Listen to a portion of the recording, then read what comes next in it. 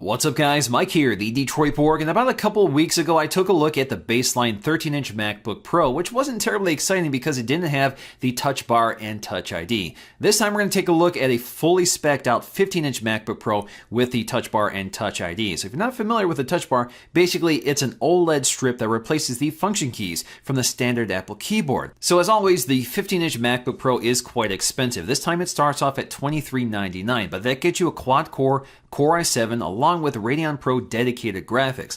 But of course I went up a notch here and went with the 2.9 GHz Core i7 along with the Radeon Pro 460, which gets me 4 gigs of RAM for the GPU. You're also stuck to 16 gigs of RAM, but it is faster RAM at 2133 MHz. And of course we get even faster PCIe based SSD storage, and we're going to explore that when we compare them to the old model. So getting to the unboxing, in case you're not aware, this is now available in Space Gray, which is what I have here. That's the only new color. We still get silver as well if you want to go with the classic look. So lifting up the lid, the first thing we'll see here is our Space Gray MacBook Pro, which I think looks fantastic in this color. Of course, it's wrapped in plastic, and once we get that out of the way, we can go ahead and lift up the lid and remove the piece of paper that's protecting the glass display. Now, as you can see in this case, soon as you open up the lid, it boots up right away. That's a new characteristic of the MacBook Pro. Also new with the new MacBook Pros is the elimination of that classic Mac boot up sound. So now it's completely silent. There's also a slight tweak to the setup process here because we have a Touch ID sensor built into the power button. So this is a second generation sensor, which again is covered with sapphire glass, and it's pretty quick to set up. And because this is Touch ID, you can use this for payment, so you can set this up as well through the setup process. Now before we dig into the details of the hardware, let's get to the accessories, including our packet, which includes some paperwork on how to set up and use the new MacBook Pro,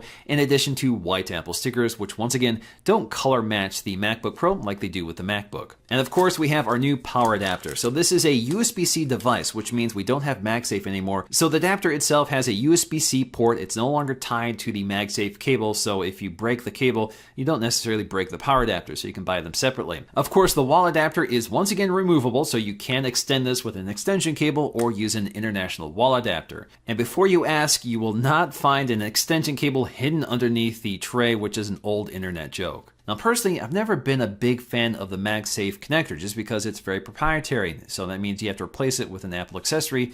The other problem is it just disconnected way too easily. But I do miss the LED indicator, which let me know when it's charging and when it reached full charge. But like an iPhone or an iPad, when you connect the USB-C cable, it does make a tone to let you know it's charging. So just like the 13-inch, the 15-inch is also thinner and lighter than the previous generation. In fact, it's a full half-pound lighter, which now measures at 4 pounds, which makes it a lot more portable, although it's still a pretty large laptop. Although the overall footprint is now much smaller and more compact than before. So when it comes to our display, once again, we have a resolution of 2880 by 1800 over 15.4 inches. That's good for 220 pixels per inch. Although these are the same specs as the previous panel, it is 67% brighter, and the display now supports the Cinema P3 standard for a wider color gamut. So colors are much more vibrant, and with that brighter display, we have deeper contrast, which gives you a lot more depth to the screen. And generally speaking, it looks a lot more vivid and definitely makes an impact. Now, something you might notice if you're an existing 15-inch MacBook Pro user is the fact that the new MacBook Pro has smaller text and smaller icons. Basically, everything has been scaled down, so you have more screen real estate. Well, they've changed the default scale for the 15-inch MacBook Pro, and you can change this if you want to go back to something you're more used to. Although we still have a very glossy display, they have improved the anti-reflective characteristics, just like on the 13-inch,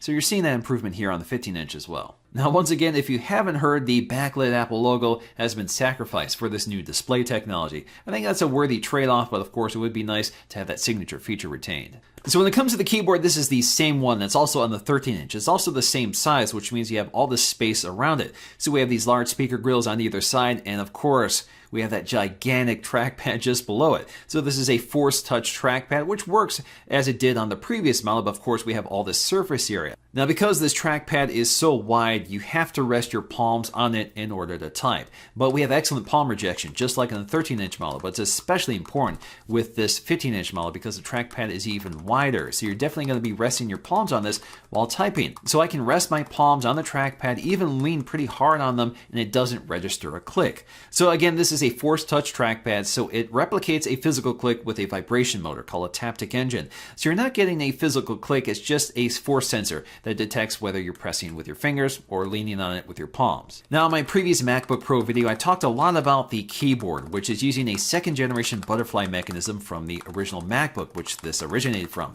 So it's a much better keyboard than that one. So if you were put off by that keyboard, this is definitely worth taking a look at. I've actually been using it for a few weeks on the 13-inch model, and I absolutely love it because it's so fast. It's got a much more solid click than the previous model, so you get a lot more feedback, so you're much more confident when striking the keys with this keyboard. And because the keys are much more solid, there's a lot less mechanical action taking up your time, so you can fly across this keyboard. So if you're a fast typer, you're going to love this one. This keyboard also has much better lighting than the previous model. Each key gets its own LED light, so there's much less light leaking, and the keys themselves are much brighter than the previous model. And incidentally, with that OLED touch bar toward the top, because it's OLED, it actually matches pretty well to the keys below it. So the colors and the lighting are very similar. Now, the new MacBook Pro looks a lot like a blown-up version of the MacBook. We have the same integrated hinge, which is milled out of the same one piece of aluminum that forms the top, which makes it look a lot neater than the previous model, which had a plastic strip here, which was part of the antenna system. Ventilation has been minimized, although you'll find ventilation hidden within the hinge of the MacBook Pro, which is now much smaller than the previous model. But unlike the baseline 13-inch MacBook Pro, we also get ventilation on the sides, which is especially important for a high-powered computer with a Core i7 processor and dedicated graphics. This is somewhat similar to the ventilation on the previous MacBook Pros, but it's a bit longer than the previous model, and the built-in fans are designed to be much quieter than previously. Of course, the big story with the MacBook Pro this year is the I/O. We've gone with all USB Type-C connectors, and on the 15-inch MacBook Pro, all 4 of them are full 40 gigs per second Thunderbolt 3 ports as well, which means they're very high-speed ports. They can power 5K displays, high-speed data transfers, and if you have the right adapter, you can use any devices on this, from HDMI, DisplayPort, SD, or USB Type-A connectors. But that's the thing, there's no way of getting around the fact that you're going to need some adapters to use this computer because not everything is using the USB Type-C connector. And like all MacBook Pros, returning once again is a 720p FaceTime HD camera with an LED indicator and an ambient light sensor. Speaker quality has also been improved slightly. It's not quite as dramatic as we saw with the updated 13-inch MacBook Pro, but it definitely sounds a bit louder with a wider range. Now, the big news with this generation really is the touch bar, which is an OLED strip at the top of the keyboard replacing the function keys. Now, the function keys are still here. They're virtual buttons this time, and they sort of move around, but they're always available. Now, the touch bar itself is OLED, so it only lights the pixels that are needed, so it does blend pretty seamlessly with the keys themselves. It's a very nice looking design. The touch bar has sort of a matte texture which matches the keys, and it's also very anti-reflective, so you won't get a lot of glare on the strip. Now, to the far right, we get our Touch ID sensor, which does have a sapphire crystal lens over top of it. This is a Touch ID 2 sensor, so it's very fast and it works the same as it does on an iPhone. So just like on an iPhone, this is used to unlock your MacBook, and it happens very fast thanks to the Touch ID sensor. Now, this is also a physical button, so you use this to power on the MacBook or power it off. It doesn't put it to sleep or act as a home button like it would on an iOS device. Now, the function keys are still retained in the touch bar. They've just been collapsed off to the right side and can be expanded out as needed. So the touch bar is definitely something that will change and evolve over time, but right now the touch bar has a combination of the function keys we're familiar with and contextually aware software features, which adds an extra layer of user interface to the app you're looking at on the screen. So this constantly changes depending on the app. Now, if you don't like any of these features and want to go back to the traditional function row, you can do this under settings. Now, for the most part, I do like the features that the touch bar brings, and it's definitely a very slick piece of design, and of course I like the Touch ID that's built in. But what I don't like are the additional layers to often used features, such as volume controls.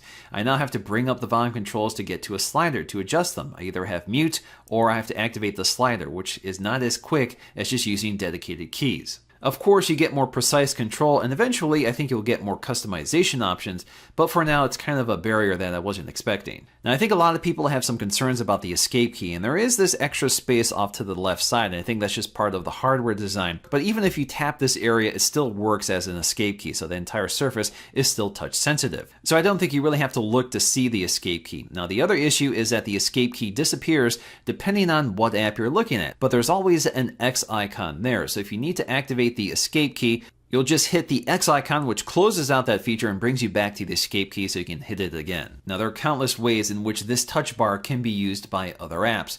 So for example, in Final Cut Pro, you get some editing tools built right into the touch bar, which is very useful. Or if you're watching a video of any sort, either on YouTube or within iTunes, you'll actually get some media controls right up top. And they're more than just media controls. They also include shutter controls and sliders. And that's kind of nice because that means you can interact with the video without bringing up the interface that blocks your view of it. Now this touch bar also brings a bit of iOS to the Mac. So you'll see some autocomplete options when you're writing messages. You'll even have an emoji keyboard which you can bring up. And within that emoji keyboard, of course, you can search for the ones you want, select the category you want to browse, or long press on items to get to different options like skin color. More useful are some of the markup features such as bolding, italicize, or underline. You can even change the layout or subject headings.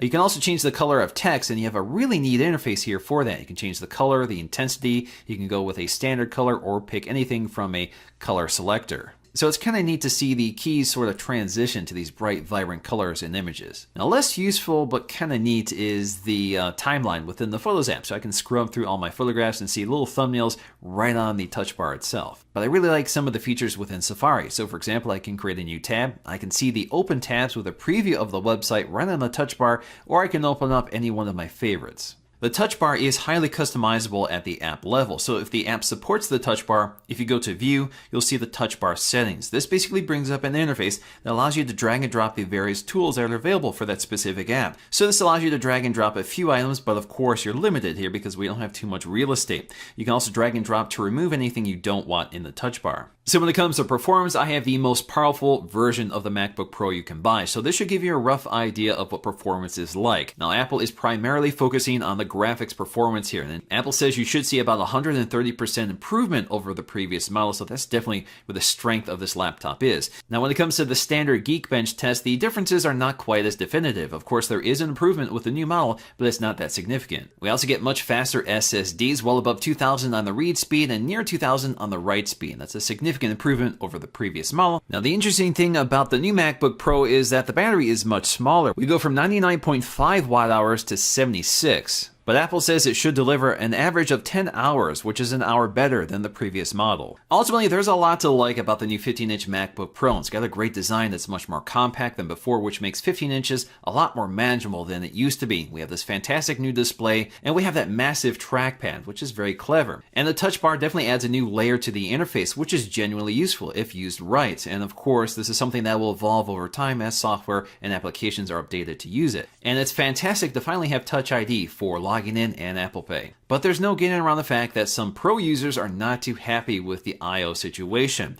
Of course, that means you're going to have to use dongles with basically every peripheral you already have today, and USB-C really isn't that ubiquitous yet. So what do you guys think of the new 15-inch MacBook Pro? I would love to know your thoughts in the comments section below. And of course, I will have the 13-inch MacBook Pro with Touch Bar and Touch ID coming in shortly, so stay tuned for those videos. Hope you guys enjoyed this one. If you did, please give it a thumbs up to let me know, and I'll see you again in the next one.